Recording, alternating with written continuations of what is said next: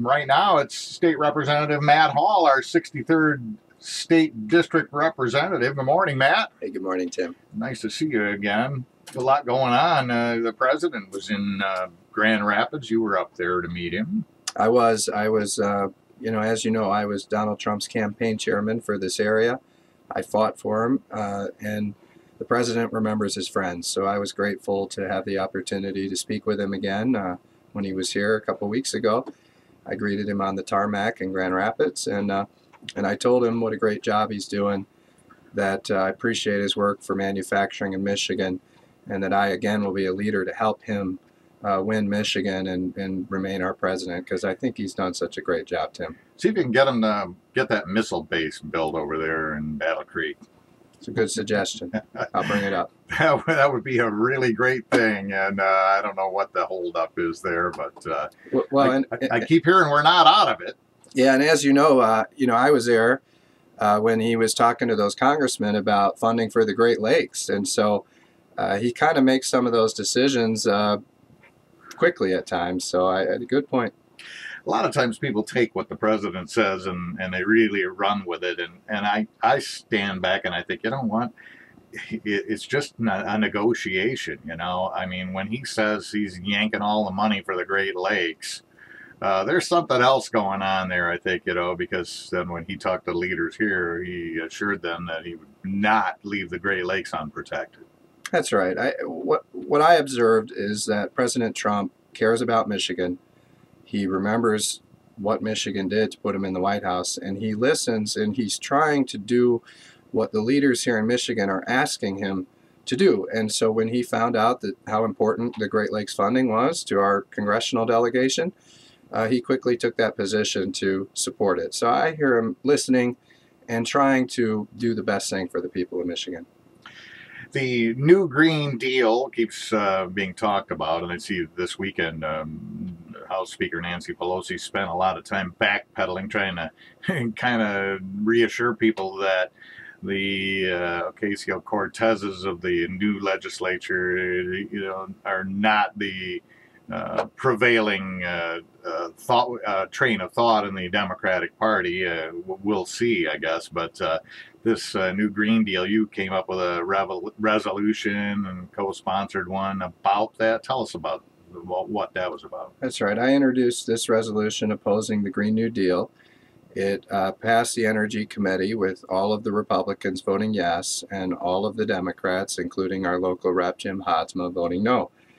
And the reason is the Green New Deal would fundamentally change our country. It would bring us from a capitalist country to a socialist country. Recently, I just learned it would cost all consumers more than $2,600 because you'd have to replace your range, you'd have to replace your hot water heater, all these appliances around your house to comply with no fossil fuels.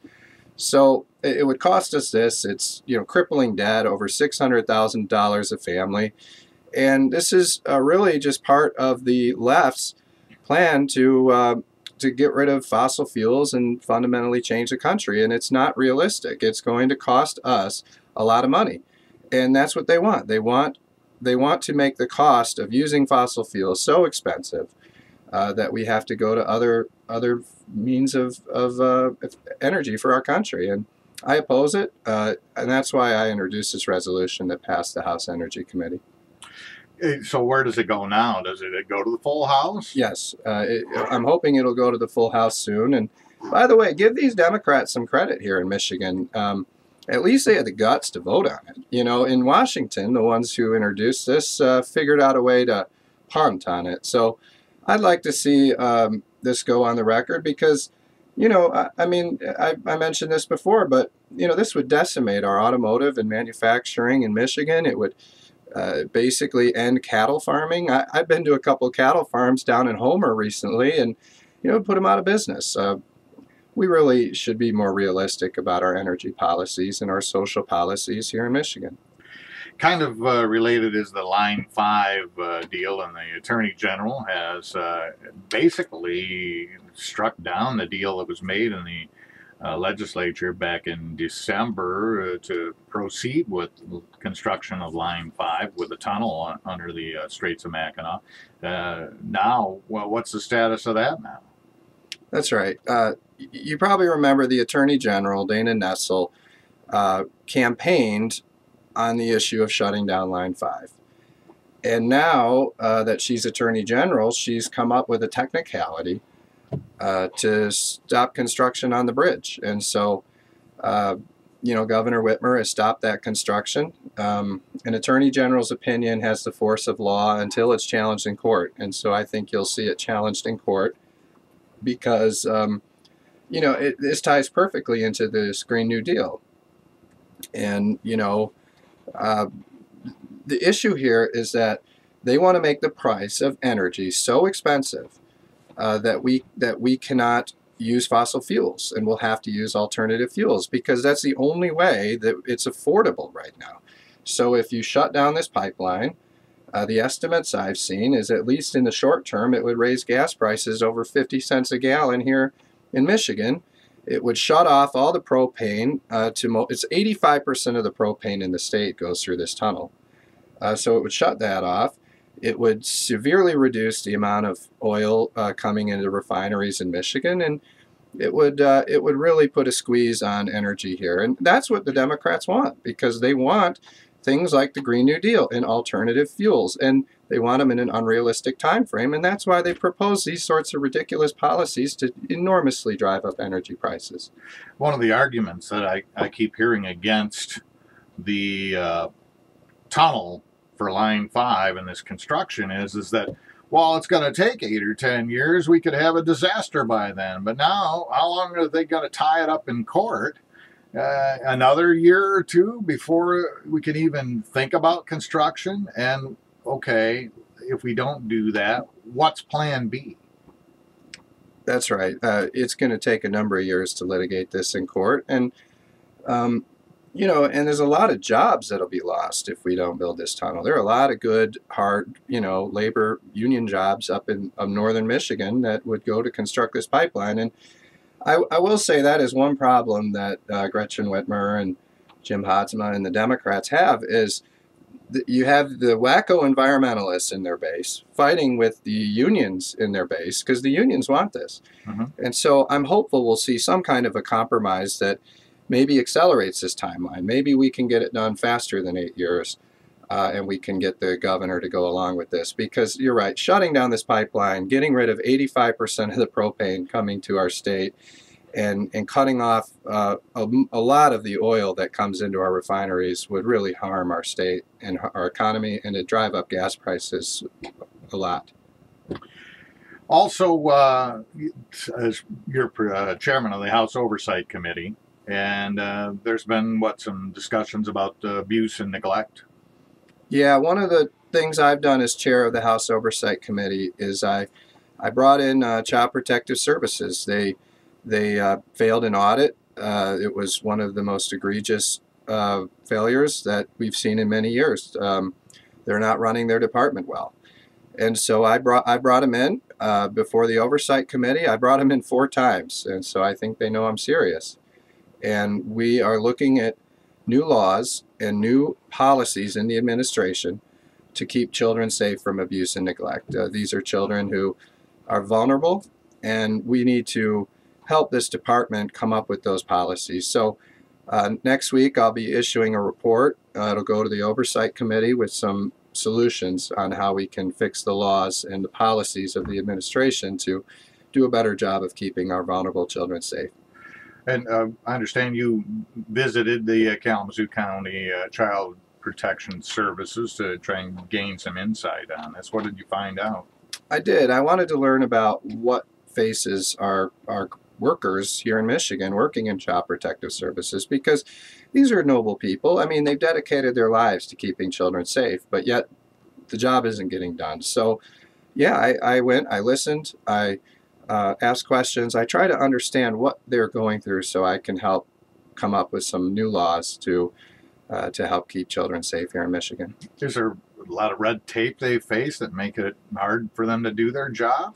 There's some technological problems. The department came up with this brand new mobile platform to make it easier for the workers because the old system is really outdated. And I asked him, I said, why aren't you using it? And one of the department people said, well, it's only compatible with new iPhones, and we still have iPhone 5s.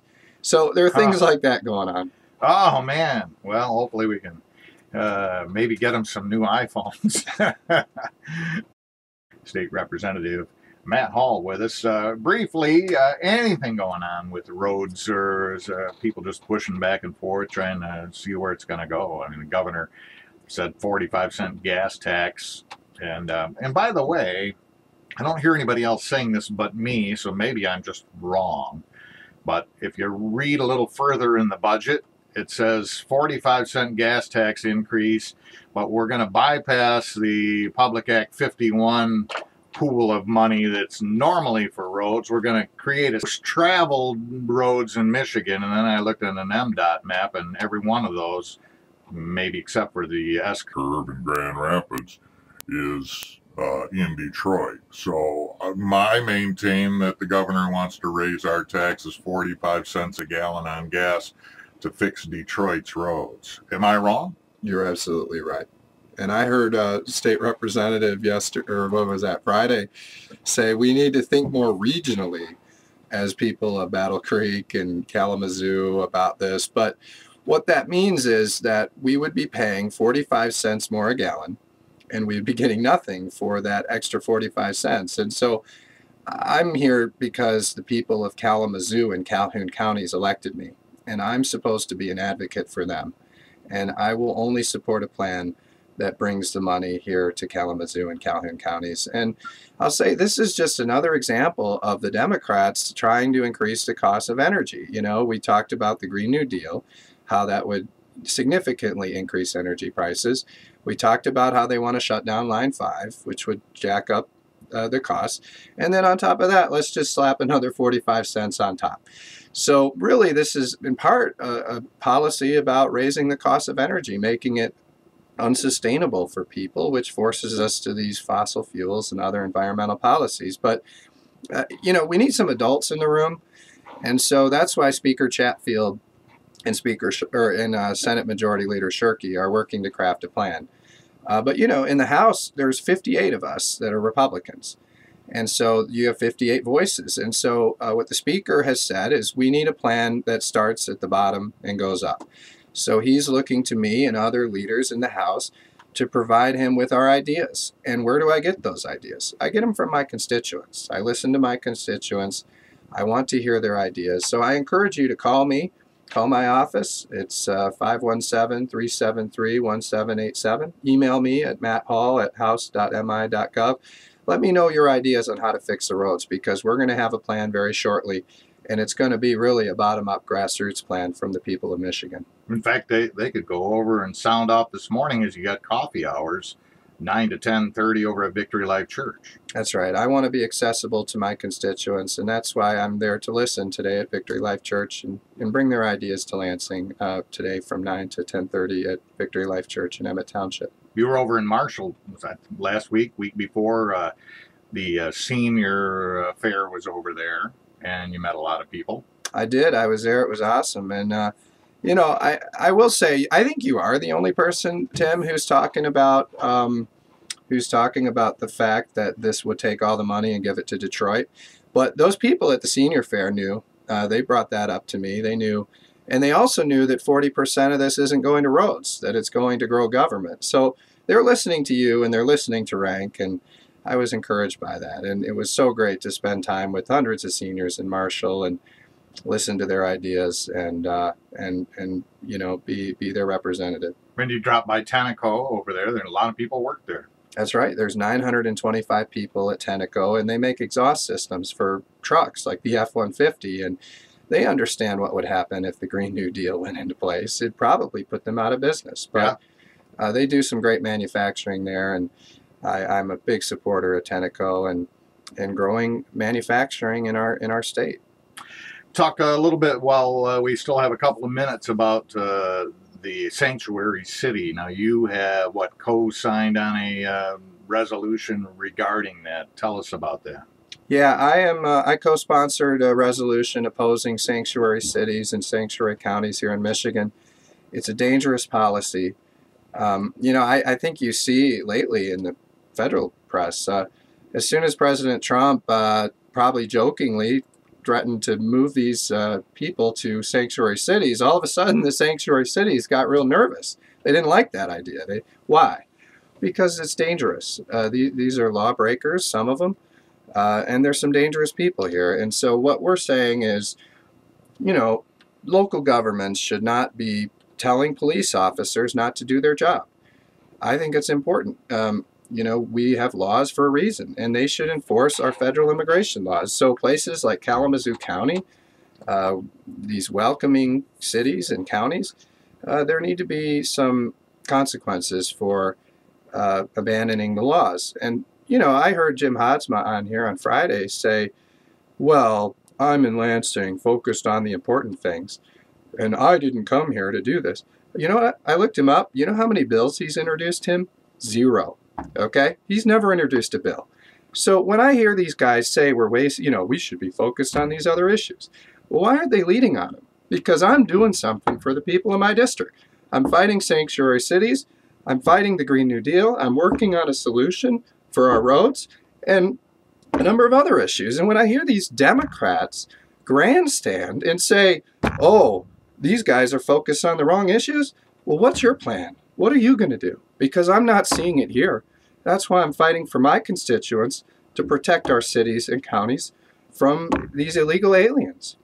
State Representative Matt Hall, thanks for joining us today. Again, if you want to talk to Representative Hall, head over to Victory Life Church because he's going straight over there for coffee hour, which is 9 to 10:30 today. That's right.